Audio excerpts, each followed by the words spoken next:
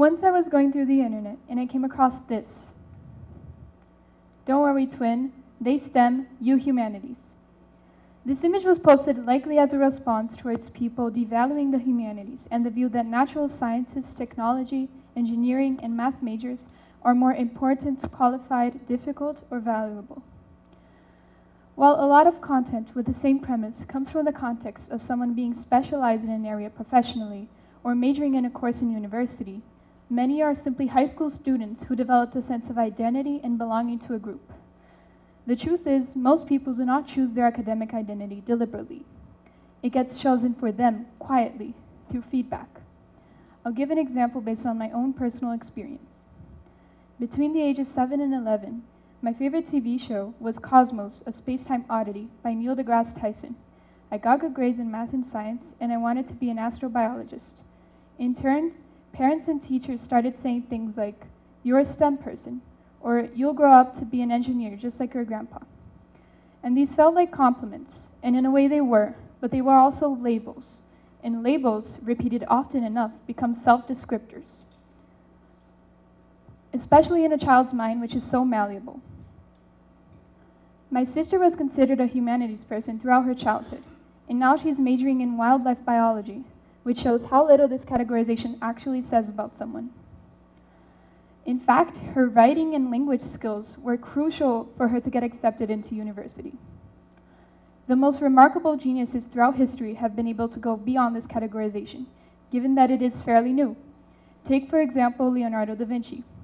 He was a painter, draughtsman, engineer, sculptor, scientist, theorist, philosopher, and he is credited as the founder of High Renaissance. And yet, we drew a line.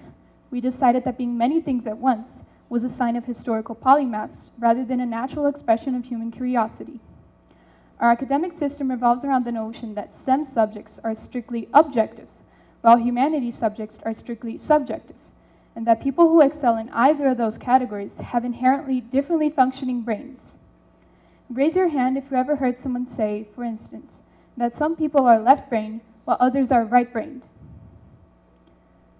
For those who don't know, the theory suggests that the human brain is split into two independent halves, which dictate personality and thinking styles. The left hemisphere as the logical, analytical side, and the right hemisphere as the creative, intuitive side. While there is truth to the idea that some brain functions reside more heavily on some sides of the brain, the idea that someone's personality and capabilities, depending on their brain side dominance, is an unproven myth. Anyone can have a creative idea, and anyone can think logically. This dichotomy is actually fueled by how our modern society works, where a person is expected to follow one major and one career path.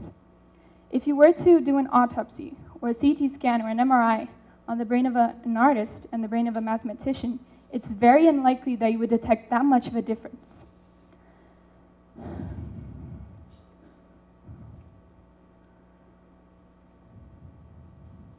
Structurally, it may seem like this separation is made to make this decision easier for today's youth by considering their strengths and their weaknesses.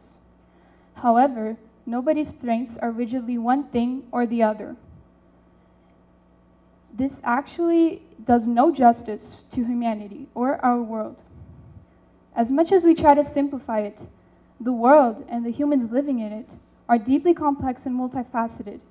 And in order to better understand it and to solve its problems, we also need to be complex and multifaceted, but academically.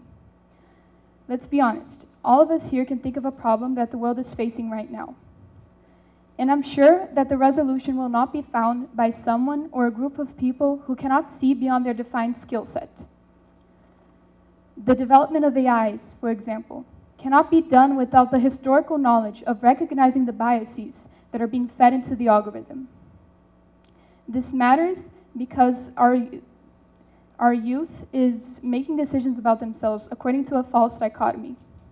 Students give up subjects they adore since they do not comply with the narrative they've been taught about themselves. Scientists dismiss the arts because they think it does not matter, and writers avoid math because they have been taught they were simply not born with the capacity. We have produced scholars who know everything about nothing, and a culture of being genuinely inquisitive has been forgotten. I want you to consider, when was the last time you were genuinely curious about something completely outside of your lane? And did you feed your curiosity, or did you let it rot in the back of your mind? Because it's never too late to pick it back up. The most important thing any of us can do right now is to refuse to be half in a world that needs us whole. Thank you very much.